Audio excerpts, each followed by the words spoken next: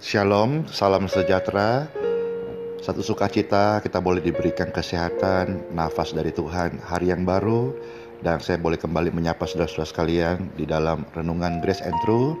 Dan saya berdoa setiap kita hari ini boleh menjadi anak-anak Tuhan yang berkemenangan, serta hidup membawa damai sejahtera dimanapun kita berada. Mari kita berdoa. Bapa, terima kasih atas hari ini, bersyukur banget kebaikan-Mu, kemurahan-Mu melimpah atas kami. Tuhan, terima kasih karena Engkau sudah mati bagi dosa-dosa kami, dan kami hari ini hidup untuk memuliakan Engkau. Kami mau bekerja, kami mau studi, kami mau melayani dengan segenap hati kami. Roh Kudus, pimpin langkah kami, karena tanpa pimpinan-Mu kami pasti tidak bisa tiba di tujuan dengan baik, dan kami tidak bisa untuk hidup menyenangkan hati Bapa di surga. Roh Kudus, kami percaya hidup kami dalam pimpinan-Mu hari ini untuk kemuliaan Tuhan. Di dalam nama Tuhan Yesus Kristus. Amin. Saudara-saudara, di dalam 1 Petrus pasal 3 ayat yang pertama, firman Tuhan berkata, "Demikian juga kamu para istri, hendaklah kamu tunduk kepada suamimu sendiri, supaya apabila ada di antara mereka yang tidak taat pada firman Tuhan, mereka dapat dimenangkan tanpa perkataan oleh perilaku istrinya." Ayat yang saya baca tadi adalah dalam teks Indonesian Modern Bible. Lalu sekarang saya membuka, saya bacakan ulang dari teks terjemahan bebas atau yang umum Lembaga Alkitab Indonesia. "Demikian juga kamu, hai istri-istri, tunduklah kepada suamimu, supaya jika ada di antara mereka yang tidak taat kepada firman, mereka juga tanpa perkataan dimenangkan oleh kelakuan istrinya." Saudara-saudara sekalian, hari ini saya mau memberikan sebuah renungan, dan yang saya berikan judul yaitu istri.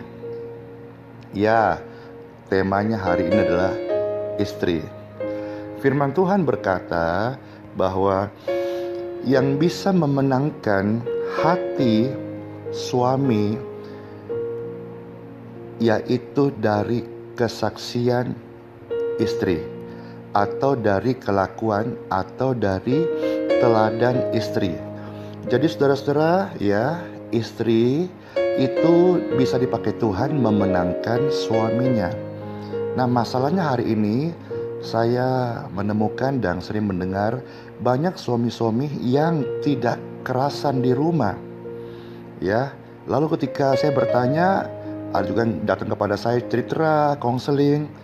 Rata-rata masalahnya hanya satu. Mereka tidak tahan karena istrinya di rumah sangat cerewet. Cerewet banget. Itu membuat suami-suami tidak betah di rumah. Padahal katanya istrinya ikut kegiatan-kegiatan wanita, ikut kegiatan aktif pelayanan, hampir terlibat banyak hal, kegiatan-kegiatan sosial, charity, dan lain sebagainya. Tapi di rumah, kelakuan dan perbuatannya belum bisa memenangkan hati suaminya. Nah, sekarang saya mau beri tips. Tips ini saudara, tidak usah ngomong sama siapa-siapa ya. Ya, cukup saudara yang dengar saja, tidak usah kasih tahu, ini rahasia. Ya, ini rahasia. Apakah itu? Begini. Tips rumah tangga yang bahagia. Bapak, kalau istri di rumah lagi ngomel, mau tahu caranya? Satu, ya, ini rahasia kita laki-laki ya. Rahasianya adalah diam saja. Kok diam? Nanti tambah ngomel, biarin aja. Kalau perlu saudara-saudara tidur cepat-cepat saja biar cepat pagi. Kenapa? Karena memang kalau kita melayani istri lagi ngomel, maka itu gak ada habis-habisnya. Contoh misalnya kalau kita gak tahu rahasia ini, kita ditanya nomor 1, kita jawab. Begitu jawab nomor 1, pasti muncul nomor 2. Begitu nomor 2 muncul, nomor 3 muncul lagi. Dan gak ada habis-habisnya saudara-saudara, ya. Dan kalau kita sudah namanya melihat ini perempuan atau istri ya, karena Alkitab banyak menegur, mengingatkan istri-istri jaga perkataan. Karena istri memenangkan suaminya bukan dari omelan, tetapi dari kesaksian. Jadi artinya meskipun kita aktivis gereja, kita seorang pendoa, seorang penginjil di dalam pelayanan, kalau kita tidak bisa kontrol omelan kita di rumah, kita nggak bisa menangkan, ya. Karena dalam hierarki itu, yang pertama adalah Tuhan, yang kedua adalah keluarga, yang ketiga baru pelayanan. Loh Pak, saya enggak Pak. Kalau saya yang pertama Tuhan, yang kedua pelayanan, lalu ketiga keluarga. Itu salah. Katakanlah oke, saya ikuti yang kedua, pelayanan. Tapi jangan lupa, yang pertama-tama kita harus layani adalah keluarga kita. Ya, bagaimana kita mau jadi berkat di luar sana kalau kita nggak bisa menjadi berkat di dalam keluarga, khusus istri-istri. Ya, apalagi kalau misalnya istri-istri ini sudah ngomong kata-kata gini, pokoknya. Wah, kalau sudah ada kata pokoknya, kita diam saja. Karena tidak bisa, itulah kelebihan wanita, saudara-saudara sekalian. Ya, ada sebuah ilustrasi. Suami istri ini, saudara-saudara, dia terus ngomel. Lalu satu hari suaminya sudah tidak tahan banget.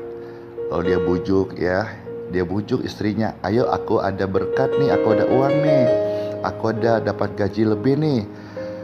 Ayo kita ke toko emas yuk, beli emas. Nah rata-rata ya, tidak semua sih tapi sebagian besar perempuan itu suka emas.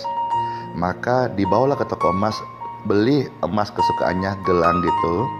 Lalu ketika hatinya senang sudah dibelikan, lalu akhirnya dia menuju jalan pulang. Sang suami mampir di samping sebuah sumur. Ketika sampai di sebuah samping sumur itu, sang suami ini berencana jahat. Apa yang dilakukan? Rupanya dia sudah berencana jahat untuk mendorong istrinya jatuh ke dalam sumur yang tingginya sekitar 12-13 meter, sumur kering. Lalu saudara-saudara, apa yang terjadi? Lalu suami berkata begini, nah sekarang setiap hari 24 jam silahkan ngomel, silahkan teriak-teriak, bebas. Dalam sumur tidak ada lagi akan mendengarkan lengkingan suaramu yang menyakitkan telinga itu. Ya. Lalu saudara-saudaraku sekalian, rupanya suaminya ini memberi pelajaran, ya, mungkin beberapa jam, setengah hari, dan beberapa jam kemudian akhirnya suaminya kembali, rencana membawakan makanan begitu, dan dengan harapan istrinya ini bisa belajar, dan ketika keluar dari sumur itu dia menjadi istri yang bijaksana atau menjaga perkataannya begitu, tidak ngomel-ngomel. Sebelum akan tiba di samping sumur itu, saudara-saudara sekalian, ternyata apa yang terjadi? Ternyata suami ini bertemu dengan seorang jin yang sudah tua banget. Lalu dikatakan dalam ilustrasi ini, bapak ini bertanya, siapa kamu? Lalu jin itu berkata, atau makhluk halus itu, atau penghulu udara itu berkata, aku penghulu udara, penunggu sumur ini. Aku sudah 500 tahun dalam sumur itu. Terus kenapa kamu keluar? Saya sekarang keluar, kenapa? Saya tidak tahan, baru beberapa jam di sana. Ada perempuan ngomel-ngomel terus dalam sumur itu. Bapak ibu sekalian, jangankan suami, jin, penghulu udara saja, penguasa-penguasa tidak tahan kalau wanita atau istri mengomel yang sudah 400-500 tahun pun keluar dari sumur itu. Ini hanya sebuah cerita saja. Jadi artinya saudara-saudara, kita seringkali berpenampilan yang baik, khususnya istri-istri berpenampilan yang baik, bertutur bahasa yang baik di luar, tapi sebetulnya kita tidak berubah dari dalam. Saya percaya kalau roh Tuhan Yesus mengikat kita, maka kita pasti berubah. Ya, yang cerewet menjadi lemah lembut, yang pemarah menjadi rendah hati. Ya, saudara-saudara, karena ingat, suami-suami itu bisa dimenangkan bukan dari omelan, tetapi dari kesaksian kita.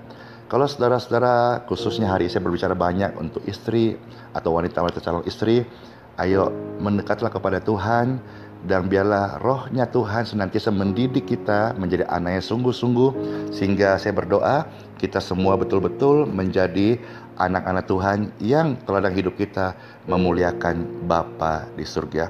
Selamat beraktivitas. Saya Pastor Andi Simon mengucapkan sola fide, hiduplah oleh iman, Tuhan Yesus Kristus senantiasa menyertai kita. Amin.